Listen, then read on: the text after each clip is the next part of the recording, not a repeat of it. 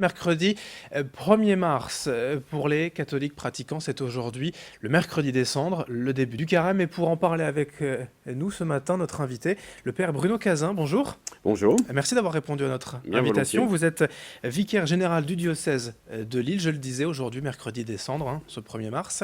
Le début du carême, déjà une définition, l'origine même peut-être du carême. Voilà, le carême, c'est 40 jours, sans compter les dimanches. Donc en fait, D'accord. c'est 47 jours qui vont vous nous mener jusqu'à Pâques. Et le carême, c'est complètement orienté vers Pâques. C'est un temps de préparation à Pâques. Historiquement, c'est le temps de préparation pour le baptême. Le temps de préparation de ce qu'on appelle les catéchumènes. Il y en a aujourd'hui 80 dans le diocèse qui se préparent au baptême. Notre évêque va les appeler solennellement ce dimanche à Fournan-Wep, ce samedi à Fournan-Wep, et ils vont être baptisés dans leur paroisse à Pâques. Alors ça, c'est le premier sens du carême. Et puis, ce temps a été amplifié dans les premiers siècles de l'Église, de la Semaine Sainte, qui est le cœur et l'aboutissement du carême. On a augmenté le temps de préparation comme un temps de préparation spirituelle pour ceux qui se préparent au baptême et pour ceux qui sont déjà baptisés, pour raviver leur foi, leur alliance avec Dieu. Et ces 40 jours, comme la traversée du désert, l'exode du peuple juif, la libération d'Égypte avec Moïse, 40 jours que Jésus a lui-même vécu dans le désert après son baptême et avant le début de sa vie publique.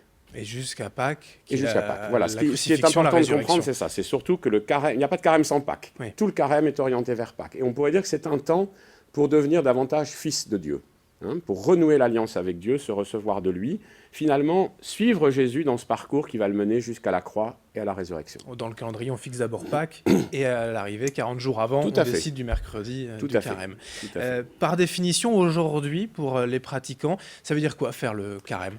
Alors faire le carême, c'est d'abord un temps de renouveau spirituel, un temps où on se consacre davantage à la prière, un temps où on va vivre aussi une certaine simplicité, d'où le jeûne, Oui. le partage.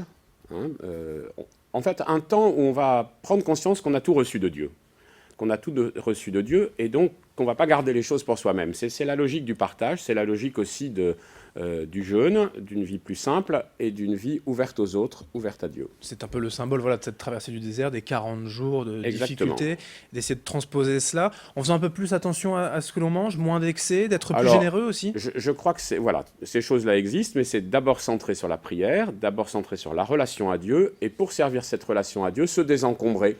Oui. Se désencombrer de tout ce qui finalement nous enferme, nous aliène, de ce qui nous empêche de voir autour de nous et de voir ceux qui sont dans le besoin. Donc tout est bien articulé entre la prière, l'aumône et le jeûne, comme le dira l'évangile d'aujourd'hui. Mais vous voyez, c'est vraiment centré sur la relation à Dieu et du coup retrouver sa vocation, être vraiment ce que l'on est, c'est-à-dire fils de Dieu et frère des hommes. Une période en fait où ces valeurs sont exacerbées, car le partage, finalement, c'est tout au long de l'année aussi. Exactement. Mais pendant ces 40 jours, on essaye d'en faire un peu plus avec des bonnes actions aussi qu'on peut mener. Exactement. Alors donc traditionnellement, l'Église invite au partage, à la solidarité avec les pays en voie de développement. C'est aussi le CCFD, Comité catholique contre la faim et pour le développement, Terre solidaire, qui propose le partage. C'est également le temps où on va lancer la campagne du denier de l'Église pour la vie de l'Église. Mais voilà, tous les catholiques peuvent également donner à qui bon leur semble pour aider ceux qui sont dans le besoin. Le carême aujourd'hui, au XXIe siècle, 2017, a toujours autant de sens, même plus que jamais. Oui, je pense qu'il l'a plutôt retrouvé depuis quelques années, parce que dans un monde où c'est un peu foisonnant, où on est un peu dans le bruit ou dans l'agitation perpétuelle, retrouver ce temps d'intériorité, ce temps de cœur à cœur avec Dieu, ce temps de désert, a beaucoup de sens. Et aujourd'hui, on peut noter un très grand succès des retraites en ligne, des retraites sur Internet, dont celle lancée par nos frères dominicains ici de Lille, qui a une audience internationale, d'autres aussi, et puis également les propositions de conférences, de temps forts, de prières, le sacrement de la réconciliation. Il y a alors cette année, c'est les 500 ans de la Réforme protestante. Il y a un cycle de conférences à Notre-Dame de la Treille, à la cathédrale à Lille, assuré par des frère d'autres églises chrétiennes. À Dunkerque, il y a tout un temps sur la politique, puisqu'on prépare aussi les élections, donc pour éclairer les consciences, et plein d'autres propositions dans des paroisses autour de ce temps de carême, de la réconciliation et de l'approfondissement spirituel.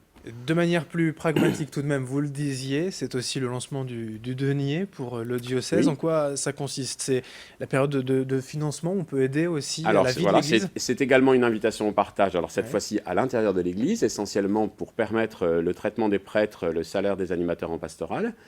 C'est essentiellement à cela qu'est destiné le denier qu'on appelait autrefois de l'Église. Aujourd'hui, il s'appelle le denier tout court. Mais voilà, c'est bien, il est de l'Église de fait, et il vise essentiellement à permettre le traitement des prêtres et les salaires des animateurs en pastoral, qui représente un poste budgétaire, vous pouvez vous en douter, important pour nos diocèses. Et pour cette année 2017, quels sont les événements à venir sur l'agenda du diocèse? Alors nous avons un événement récent, c'est la nomination d'un évêque auxiliaire pour le diocèse de Lille, Monseigneur Antoine Herroir, qui est arrivé ici ces 48 heures présentes et qui sera ordonné évêque le 30 avril à la cathédrale Notre-Dame de la Treille. Ensuite, c'est évidemment la mise en œuvre du synode provincial sur l'avenir des paroisses, avec un certain nombre de belles initiatives pour rendre notre Église plus missionnaire, plus ouverte au monde qui l'entoure, pour que la bonne nouvelle parvienne aux oreilles de beaucoup. Eh bien, merci pour toutes ces explications. Le père Bruno Cazin, vicaire général du diocèse de Lille, merci d'avoir été notre invité aujourd'hui sur Grand Lille TV. Bonne journée, bon carême à tous. Merci. Dans un instant, l'info continue sur Grand Lille TV. Météo et info trafic, bien sûr, dans une poignée de secondes.